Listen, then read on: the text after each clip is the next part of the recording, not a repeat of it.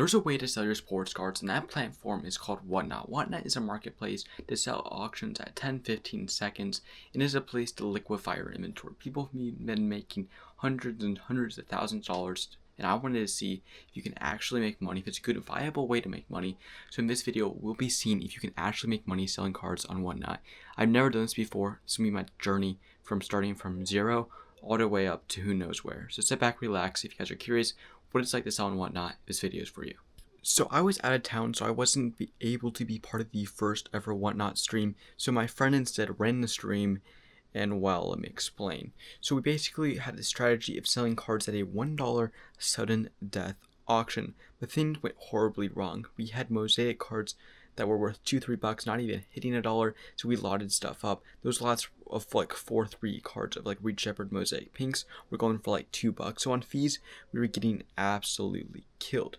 But one thing that made up for that was a $150 Whatnot match. We basically were able to break even on everything that we auctioned off, and a $150 match gave us $150 on our first stream. If we did not have that, we would have been cooked first stream. But now it takes me to the present. Where are we at now? What is my strategy for growing this Whatnot business? So I decided to run a stream, and let me show you guys the inventory and what the game plan for the stream is. So let me show you guys what the prep for the first stream is going to look like. In front of me is what the display is going to be like. This is going to be my tripod, my stand.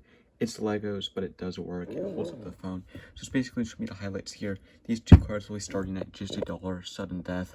We'll be running a couple giveaways. This Bryce Young card, for example, is very cheap, but at the end of the day, it's still a Bryce Young card.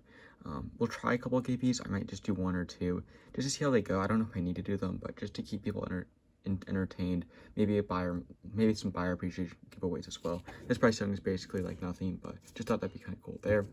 And let me show you guys what inventory looks like. We first got those going down. Got some really banger stuff, guys. We're only at 50 followers. We're running some crazy stuff. Puka Nacua red short print. Some of our mag stuff, Bucky Irvin, red, white, blue. We decided to make a huge change here. Instead of running stuff at $1, we'll be running stuff at $2. Just some cheap color here as well. Just matted up. More really cool stuff here. So for a pricing standpoint, I got this for like $7. These are just autos. Stuff I think will do really well. BTH, the Matthew Golden statue, fairly large card there. Tip Freeman, Contenders Optic, Hall of Famer auto, that was like $1. This Tyler one is a maybe. These two cards are honestly maybes on the stream. I think from a first glance, like on this Matthew Golden, I'd like about $15 just because it's like I could just sell it probably for 15-20 elsewhere. Same with Tyler Warren, I'd like at least $10. So those are maybes there. Seeing how the stream goes. Michael Wilson RPA, and then this Paulo Banchero is pretty big as well to select out of 99. Yeah, so yeah, I got the Paulo Banchero out of 99. Some bigger stuff, honestly, for our stream, but you want to go with a bang. You can break even, ramp it up.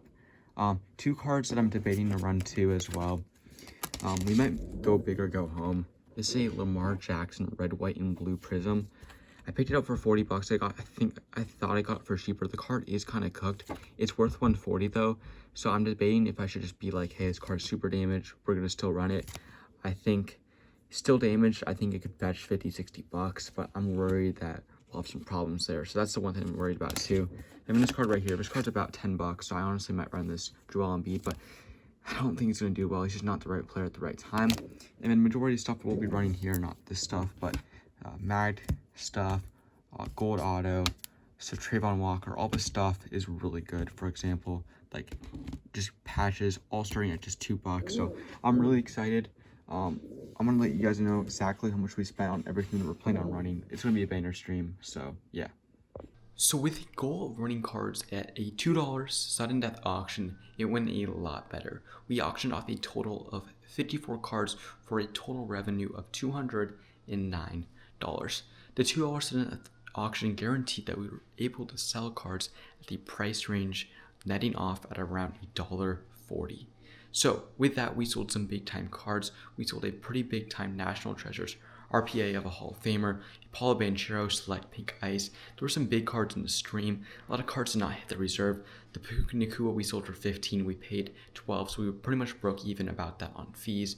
Paulo Banchero we broke even on, sold for about 10 after fees, sold about 8, we paid about 8. And then a card we lost money on was a Tyreek Hill Mosaic Gold Wave.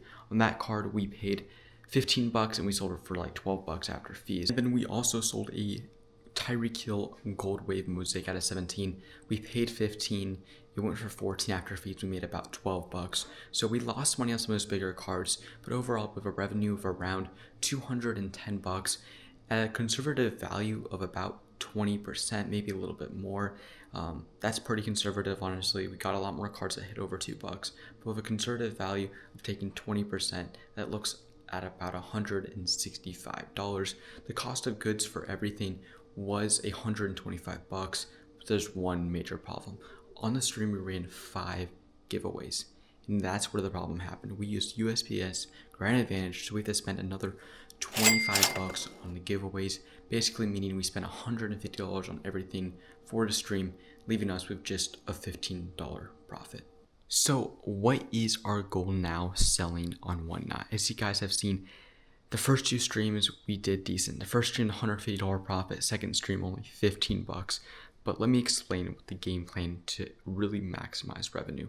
First of all, get those giveaways to a 70 cents. Whenever we ran giveaways, we're getting about 3 people in the stream, which is really crucial for running big time cards. Second of all, everything needs to be ran at 2 bucks. For example, some cards I started a little bit higher because I didn't want to take an L, but when you start a card at a certain reserve price, it doesn't go for anything more. For example, I did Bonix Optic Hollow, started that at 10 bucks. It's about a $16, $17 card, and only went for 10 bucks because that was my reserve price. So starting everything at 2 bucks gets people bidding, gets cards going for more.